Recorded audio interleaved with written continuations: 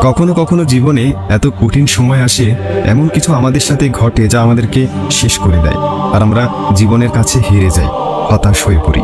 সমস্যা তো জীবনে হাজারো আসে, কিন্তু সেখান থেকে বাইরে বেরিয়ে আসার কোনো রাস্তা আমরা খুঁজে পাই না। আর না তখন কেউ আমাদের কষ্ট বুঝতে পারে, আর না কেউ আমাদের কষ্ট দূর করতে পারে। কথা হলো, এরকম মুহূর্তে আপনি নিজেকে কিভাবে কন্ট্রোল করবেন। একটা গল্প বলি। একবার একটি শহরে অনেক ধনী একটা লোক ছিল।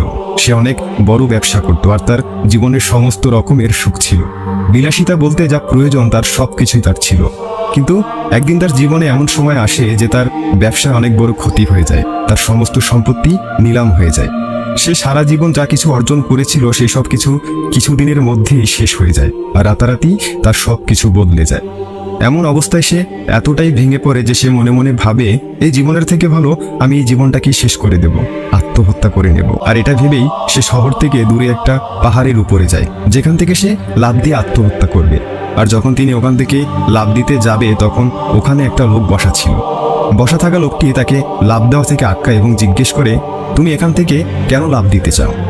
তখন লোকটি বলে, আমার জীবনে একটা সময় ছিল যখন আমি অনেক বড় ধনী ছিলাম, কিন্তু জীবন আমার সাথে এমন খেলা করেছে যে আজ আমার সব কিছু হারিয়ে গেছে। আজ আমার কাছে কোনো কিছু বেঁচে নেই।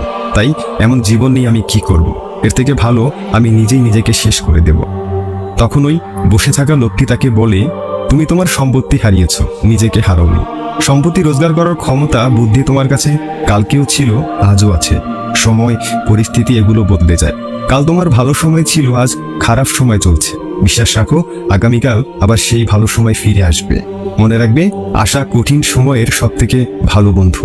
আর তোমার ভিতরে বিশ্বাস থাকলে তুমি সব বাধা পার করতে পারবে। এই কঠিন সময় তোমাকে ধ্বংস করার জন্য আসেনি, এটা তোমাকে আরো ভালো, আরো মজবুত করার জন্য এসেছে। এটা তোমার সাহস, বুদ্ধি ও ধৈর্যের পরীক্ষা নিতে এসেছে। তাই তুমি তোমার বিশ্বাসকে নষ্ট করে দিও না। নিজের ঘরে ফিরে যাও এবং পুনরায় শুরু করো। যা কিছু তোমার কাছে ছিল সেটা আবার অর্জন করো।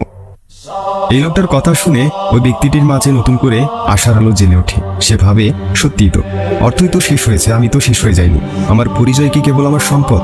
সম্পদ আমার কারণে ছিল, আমি সম্পদের কারণে নয়। আর আমি চাইলে আবার সম্পদ রোজগার করতে পারি। এরপর ওই লোকটি শহরে ফিরে আসে আর নতুন করে কাজ শুরু করে। আর কিছুদিনের মধ্যেই সে আবার ধনী লোক হয়ে যায়। এই ছোট্ট গল্পটি আমাদের শিক্ষা দেয় যে সময় যতই খারাপ হোক না কেন, সেটা একদিন ঠিক পার হয়ে যাবে। তাই যদি আপনার জীবনেও কঠিন সময় চলছে, তাহলে ভয় না পেয়ে তার সাথে লড়াই করে এগিয়ে চলুন। মনে রাখবেন, রাত্রি যতই অন্ধকার হোক না কেন, সকালটা অবশ্যই আসবে। তো বন্ধুরা, ভিডিওটি ভালো লাগলে নগর বাইস্কোপ চ্যানেলটি সাবস্ক্রাইব করে আমাদের পাশে থাকার জন্য অনুরোধ করছি। Thanks for watching.